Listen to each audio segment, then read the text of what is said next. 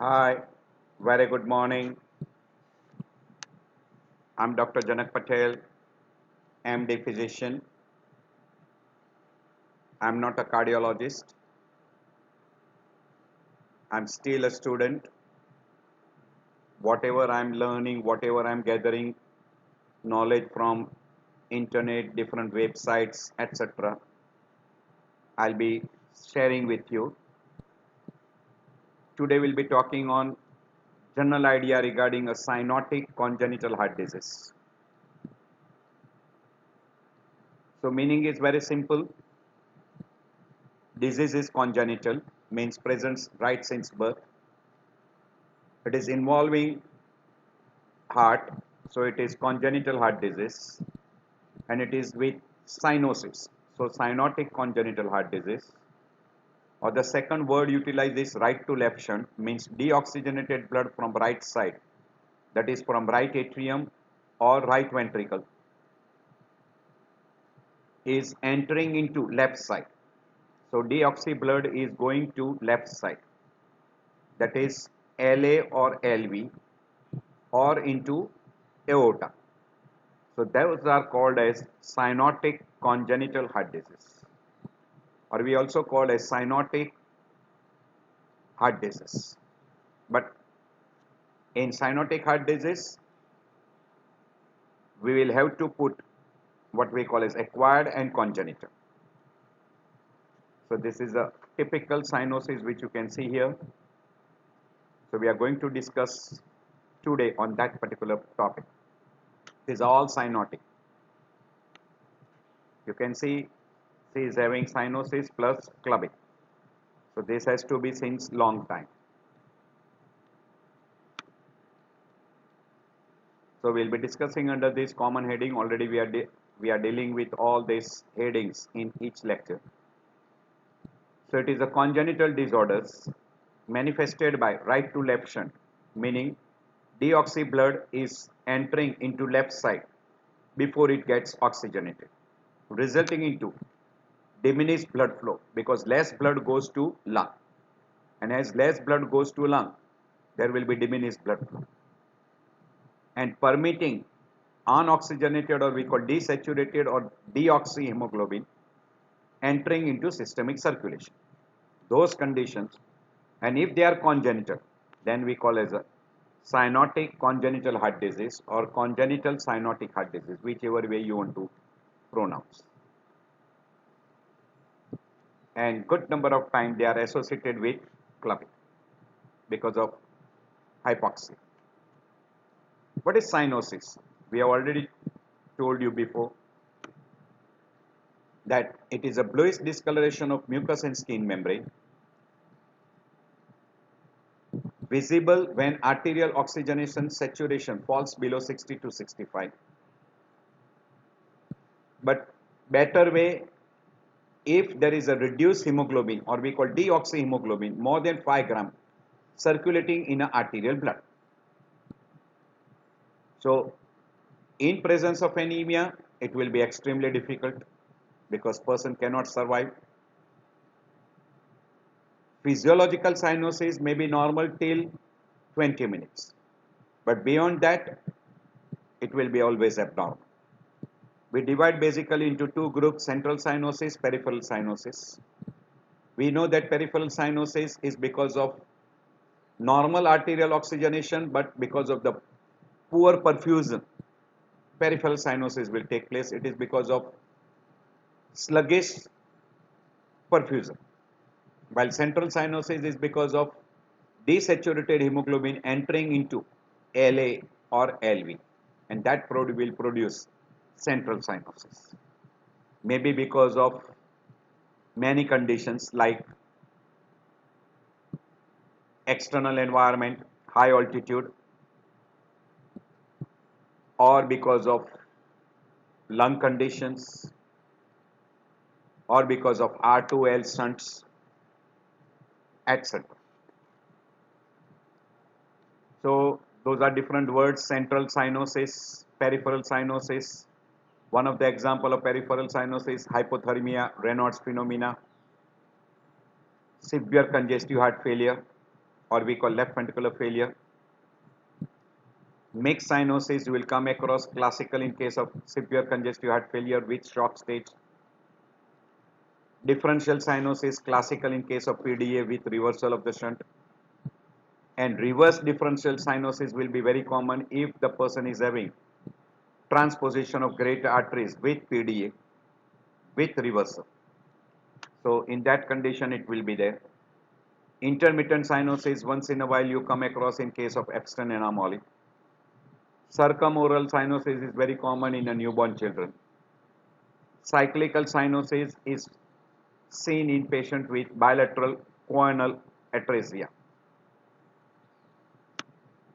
Now there is one simple test which will help you to differentiate between primary pulmonary hypertension which produces cyanosis and congenital heart disease, or we call cyanotic heart disease. So when you give 100% oxygen for 5 to 10 minutes and if PO2 increases more than 150 will exclude straightforward cyanotic heart disease. So if PO2 is more than 300 and PCO2 is normal, it is straightforward normal person. But if PO2 is more than 150 and PCO2 is high, meaning there is a carbon dioxide retention, hypercarbia, it is more in favor of lung disease. And if PO2 is less than 50 and PCO2 is normal, cardiac disease. And in case of primary pulmonary hypertension, PO2 is less than 100 and PCO2 is normal. Roughly this will be holding true. So if you look at the PO2 and PCO2, it will help you a lot. So in a lung disease, you will always have hypercarbia. But in cardiac and primary pulmonary hypertension, PCO2 will be normal. So just have a look at that, and PO2 person will be more hypoxic in cardiovascular disorders where person develops severe congestive heart failure, and second primary pulmonary hypertension, and then comes lung disease. So if you just remember this will help you a lot. So this is also called as a hyperoxia hyperventilation test. So you hyperventilate with manual resuscitate and give 100% oxygen until PCO2 reaches 20 to 25. And with hyperventilation, alkalosis will occur. There will be pulmonary vasodilatation. Secondary to pulmonary vasodilatation, if PaO2 is equal to 100 with hyperventilation, it is more in favor of primary pulmonary hypertension. But if PO2 remains less than 100, it rules out congenital heart disease. So this is one test which you can utilize in a newborn to differentiate between congenital heart disease and primary pulmonary hypertension. But better is this test. This is very easy. If you give 100% oxygen for 5 to 10 minutes, and if PO2 improves and it becomes more than 150, normally it is less than 50 because of congenital cyanotic heart disease. And now if it becomes more than 150, then it straightforward rules out cyanotic heart disease. So this is a most simple test which will help you to differentiate between congenital cyanotic heart disease and primary pulmonary hypertension. Now classification of cyanotic heart disease we can divide into two big groups: increased pulmonary blood flow and decreased pulmonary blood flow. And some where there is a mixed defect, where there is a common blood flow into pulmonary circulation and systemic circulation. So we can divide into two big groups: decreased blood flow, increased pulmonary blood flow. And with that, if we add RVH and LVH, if there is a decreased pulmonary blood flow with RVH, the first possibility is tetralogy of Fallot, pulmonary atresia with VSD, critical pulmonary stenosis, or DORV with pulmonary stenosis, or transposition of great vessels with VSD and pulmonary stenosis.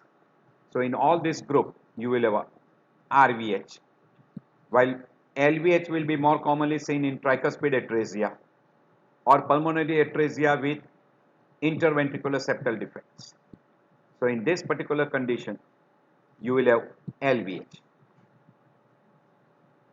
While increased blood flow with RVH you will get in case of transposition of great vessels or great arteries, total anomalous pulmonary venous return, DORV or hypoplastic left heart syndrome, and you will have a biventricular, both ventricle being hypertrophy, or basically it is called a common ventricle, that is RV and LV is common, and that will happen in a truncus arteriosus.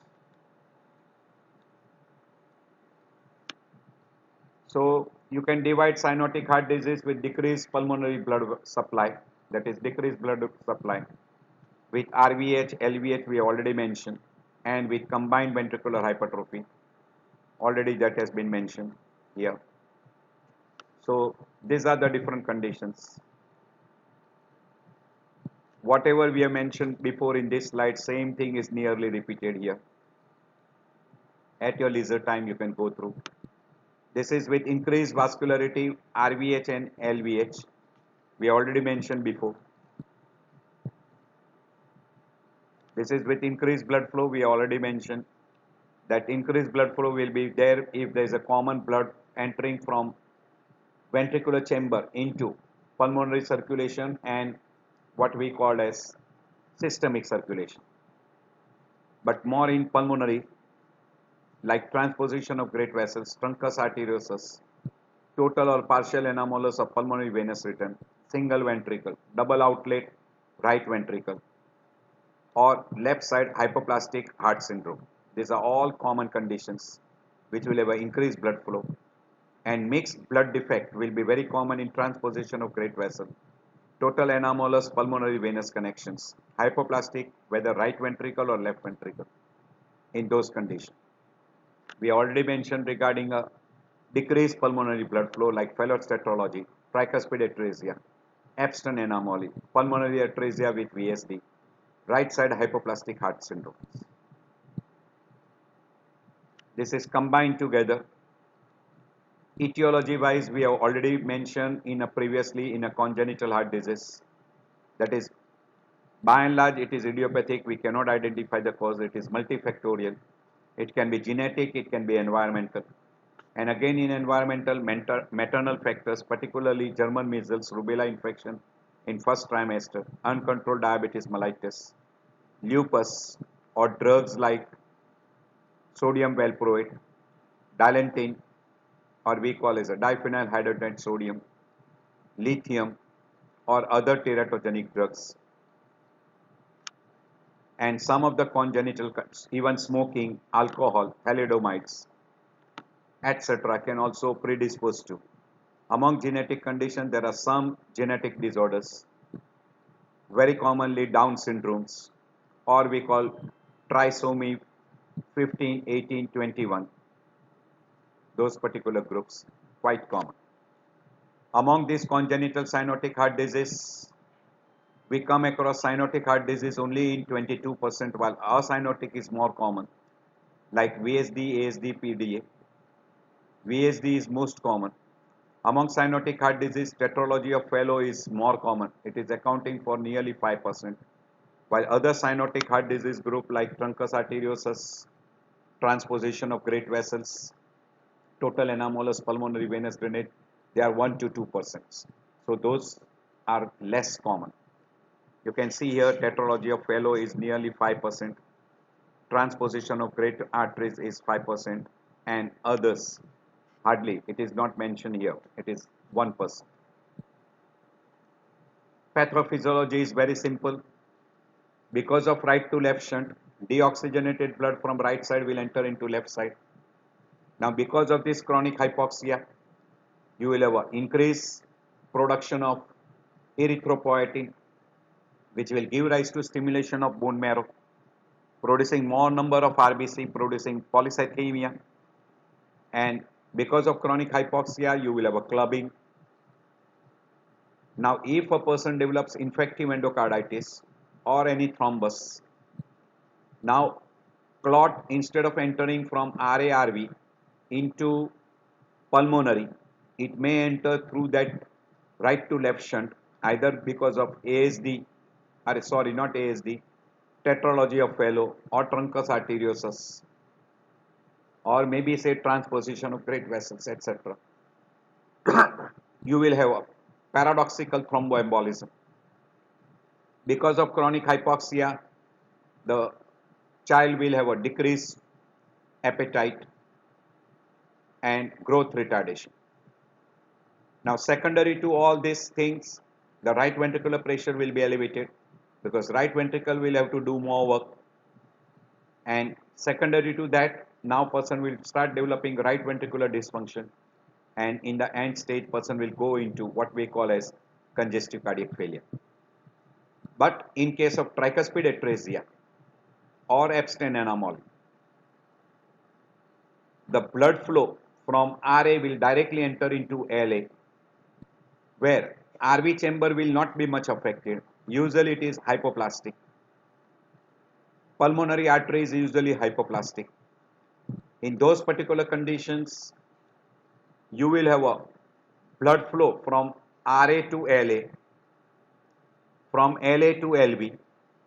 Now either because of VSD, blood from LV will come to RV and then enter into pulmonary circulation, or via PDA. From aorta, it will go into pulmonary circulation, gets oxygenated, and then comes back to L. So that will what will happen in a case of a tricuspid atresia, Epstein anomaly, that particular group. Now, in case of pulmonary severe pulmonary stenosis or pulmonary atresia, blood from RV cannot enter into pulmonary circulation. So either through VSD, the blood will enter into LV, from LV into aorta, and from aorta via PDA into pulmonary circulation, gets oxygenated, comes back to L. Very frequently with pulmonary atresia and tight pulmonary stenosis, there is VSD. So these are the pathophysiology which will be taking place in cyanotic heart disease. This is, I've already explained in a previous lecture, what is normal fetal circulation. In a congenital cyanotic heart disease, these are the example: tetralogy of Fallot, transposition of great vessels, truncus arteriosus, tricuspid atresia, etc., where you have got a right to left shunt, deoxygenated blood from right side will enter into left side, and that because of that now you develop deoxyhemoglobin producing hypoxia, cyanosis, secondary to cyanosis, and chronic hypoxia. Now person will develop clubbing. Because of chronic hypoxia, appetite is lost, cachexia, stunted growth, delayed milestones, and secondary to polycythemia, you will develop hyperviscosity syndrome. Because of shunt or because of congenital defects, there is always a chance of thromboembolism and infective endocarditis. You will have more of RV enlargement, or you might also have a LV in certain cases. RV will be more common in case of say tetralogy of Fallot, pulmonary stenosis with VSD. In those particular group, we have already given you one slide before. So in that case, you will have a more of RV, and in that case, you will have a right parasternal heave. You will have RVH signs. While in case of other anomalies like tricuspid atresia, Epstein anomaly, LV will be more because more blood is coming to left ventricle. So in those conditions, you will have more of LV. Depending upon the severity of hypoxia, person can develop even a cyanotic spoil, central cyanosis, mental retardation, and then person will have a very high chance of having a high mortality. So that will be the pathophysiology. This is a very simple, we have already explained. Now, because of increased pulmonary blood flow in some condition, in left to, this is left to right shunt. This is left to right shunt leading to what we call as Eisenmenger syndromes, and then you get reversal of the shunt. So this is left to right shunt, sorry. So this is difference between left to right shunt and right to left shunt. We have already discussed in a congenital cyanotic heart disease lecture. So we divide into two big groups, cyanotic and acyanotic, and third group is we call stenotic groups.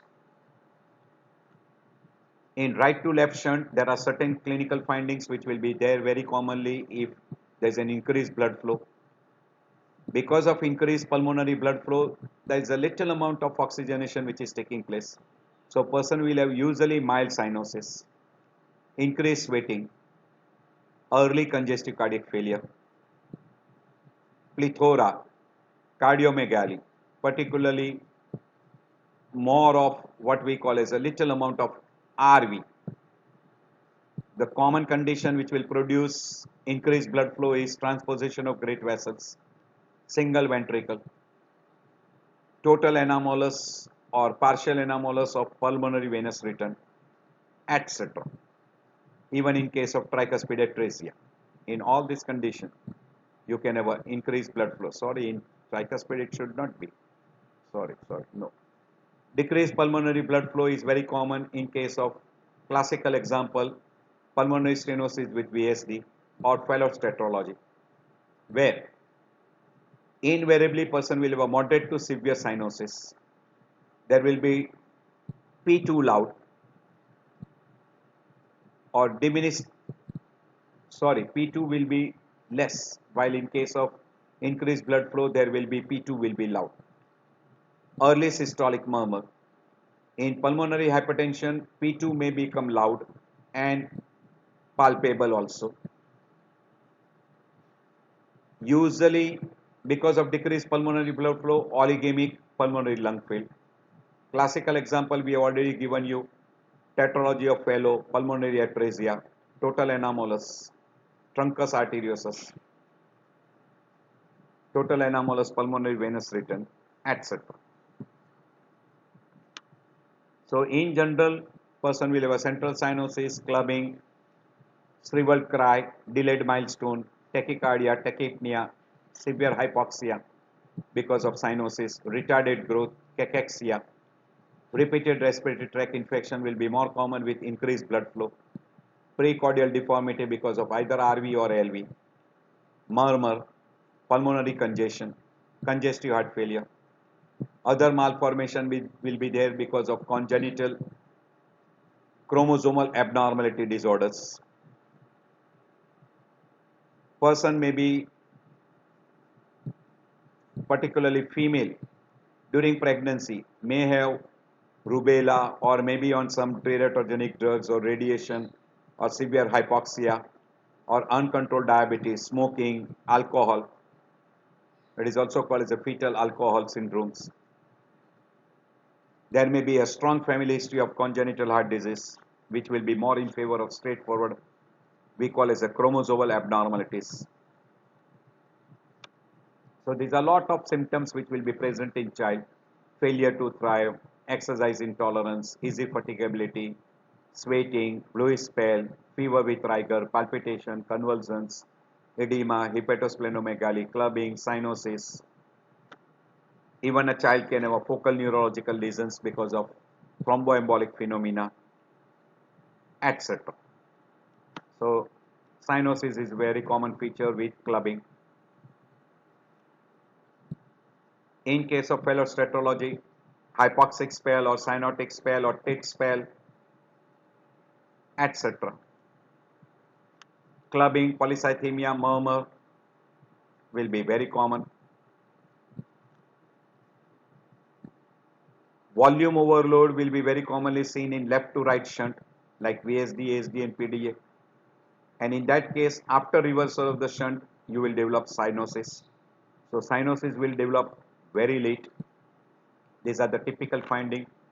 You will have a cyanosis, clubbing.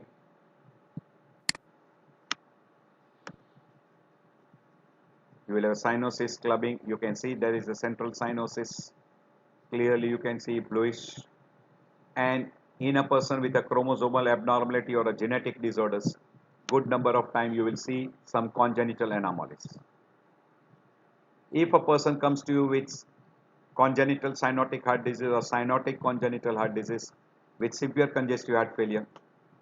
Child might have a shock-like symptoms, mixed cyanosis, congestive symptoms, exercise intolerance, chest pain, syncopal episodes, seizures, fainting episodes, or even they might have airway obstruction, dysphagia, etc.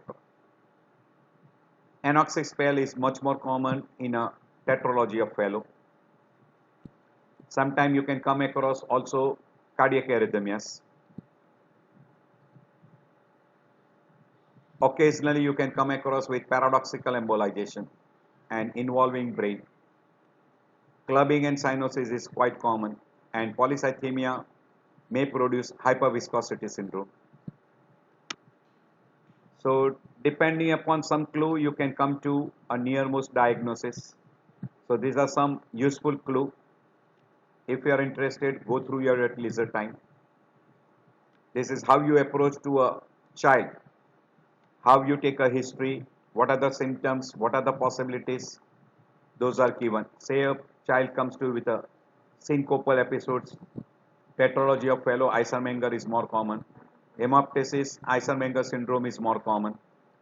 Cough, dyspnea, repeated chest infection, total anomalous pulmonary venous drainage, transposition of great vessels, truncus arteriosus will be more common, means with increased blood flow. Convulsions, more common with tetralogy of Fallot, with paradoxical embolization. If you see cyanosis, clubbing and polycythemia, and if there is an increased blood flow, these are the possibility, that is transposition of great vessels, truncus arteriosus, single ventricle, total anomalous pulmonary venous drainage, but see the percentage, 1 to 2% only. Hypoplastic left heart, but decreased blood flow, tetralogy of Fallot is much more common. Tricuspid atresia, Epstein anomaly, pulmonary atresia, that is very, very common. So cyanosis during newborn, first week, after 1 month, etc. These are the different possibilities. Sex wise, equal in both. In female, endocardial cushion defects are more common. In male, single ventricle, transposition of great vessels, hypoplastic left heart is more common than female. General examination, look for different anomaly, endocardial cushion defects, DiGeorge syndrome. These are some of the Marfan syndromes. What are more common? If JVP is elevated, more in favor of tricuspid atresia, hypoplastic left heart, left ventricle, total anomalous pulmonary venous drainage, those are more common. Or double outlet right ventricle with increased pulmonary blood flow, transposition of great arteries, etc. If pulse is collapsing, means it is wide pulse pressure, or there is a high volume pulse, truncus arteriosus, AV malformations, severe, severe tetralogy of Fallot with collaterals, etc. These are lot of conditions. Precordial examination, if there is a bulge and there is a right ventricular heave, it will be more favor of pulmonary stenosis with intact interventricular septum, or with transposition of great arteries, total anomalous pulmonary venous drainage, hypoplastic left ventricle, so right ventricle will be dominant. These are the auscultatory findings which will help you. So go through your at leisure time. This is how on X-ray, egg shape, it will be more in favor of transposition of greater vessels. Figure 8, total anomalous pulmonary venous drainage. Square shape, truncus arteriosus. Boot shape, tetralogy of Fallot. Box shape, or almost we call as massive enlargement of uh, cardiomegaly, Epstein anomaly. A big RA, more in favor of pulmonary atresia or tricuspid atresia and pulmonary atresia. In those conditions, it will be more in favor. I think even in case of an Epstein anomaly also you will have a large RA.